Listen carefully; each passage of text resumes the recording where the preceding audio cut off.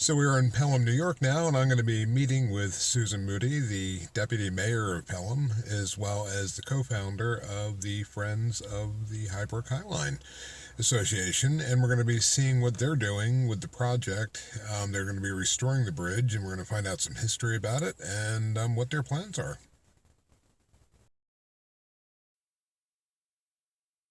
In the little town of Pelham, New York, just north of New York City, there sits a magnificent bridge. It is an artifact of the New York, Westchester and Boston Railway, aka the Westchester.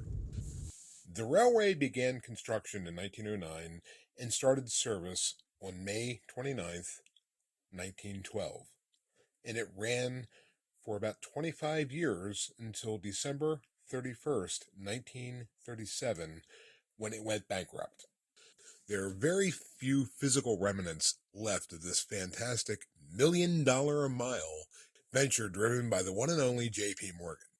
During 1942, most of the track, the metal bridges, as well as stations were demolished and the steel was used for the war effort.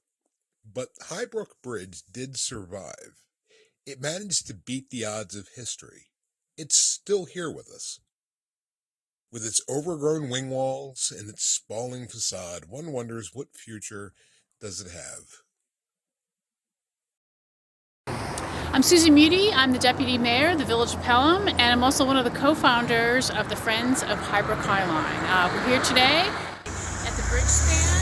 This railway was created by J.P. Morgan, and it ran from 1912 until 1937.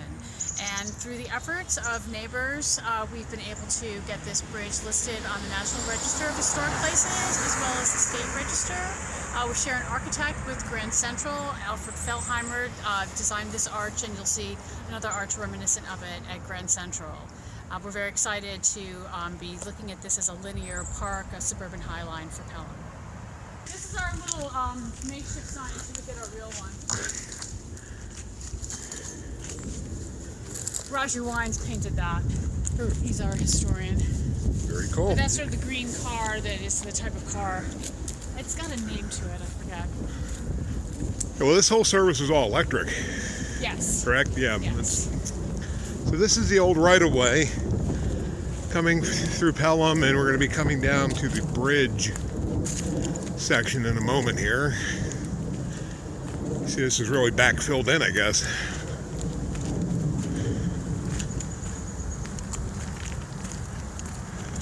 Now, is the goal they're going to terrace this, or they're going to grade it all down the level? We're going to grade it. We'd ideally like someone to sort of be able to walk easily or Yeah. ride a mountain bike. Well, this is definitely mountain bike riding. Yeah, well, right now it's a challenging mountain bike ride. We'd like to make it a casual mountain bike ride. So there's the Highbrook. So Highbrook Avenue was named after this stream. So we also have to think about a way to make the water feature a little bit more prominent and perhaps use the water to water plants. We're actually on top of water here. We are. Interesting. So this is the Highbrook, which is how the street got its name. So we recently removed a number of trees that were growing into the wing walls because it was compromising the cement. But Absolutely. you see the cement divider down the center. And we recently cleared the top of the span as well. And so we're making preparations to get some fencing in here, some grading, and then push in with some gardening projects. Do you want to go out in the span? Absolutely. Very neat. As you said, that just dead ends into the houses up on the other side, right? Well, it actually returns onto Pell Place, and so you actually can continue on through. Now, there's Pell Place is a very small dead-end street. Okay. But the High Line would go through to Pell Place.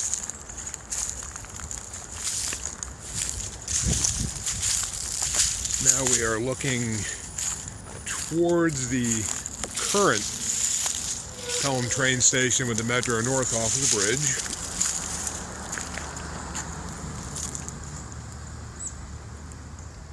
Nice vantage point. With the goal here to be putting fencing up on the sides. Fencing on the sides, and then creating gardens and seating so that people could come for a stroll. We do have a major grant request in right now, and we are looking at an Eagle Scout project to begin some trail building. So over the years, we've just been trying to move toward, a functioning greenway, and the next step is clearly some fencing. And you guys are a nonprofit at this point? Yes. So if people can donate to the project if they wanted to, or actually, we accept sort of donations of plants and time. The property is owned by the Village of Pelham, so we never created a 501c3 because we never had designs on trying to purchase the property. Okay. So we donate our services, our grant writing services, and try to do some programming up here. We had a Made in the Shade party where people brought shade plants. So if people are interested in volunteering, they should just contact you guys through Facebook? Yeah, or? Friends of Highbrook Highline. We have a Facebook page. We have a website. Awesome. You hear that, folks? If you're in the area and you want to volunteer, here's a great little project you can get involved with to help preserve some history. Well, a number of years ago, we underwent a project to restore the Dorothy Perkins roses on the embankments. And so these roses were planted by the railway, and people would come and ride the railway just to see these beautiful pink roses. We found someone who was cultivating them, a former MTA employee, and we've been propagating them with great success. And we planted them in a couple of different places along the railway. It's the actual original rose, so it's the rose from over 100 years ago. And so it's exciting that we've kind of returned them to their original place. But you can see, even on this cold day in March, that they're thriving.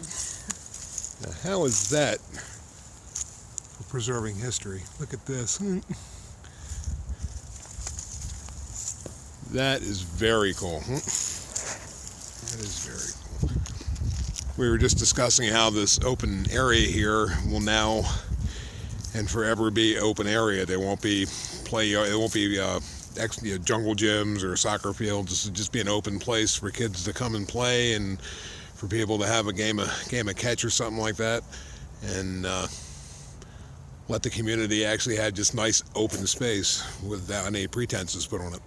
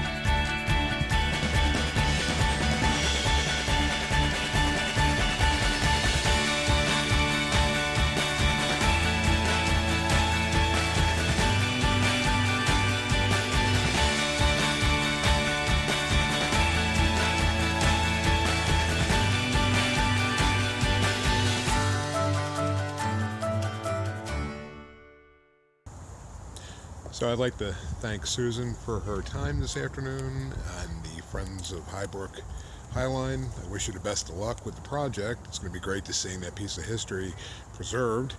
If you're interested in getting involved, I'll have a link to their Facebook page down below. And if you enjoyed the content today, please throw a thumbs up and subscribe, because we intend to keep bringing some great stories from around the New York area. Thank you and have a good day.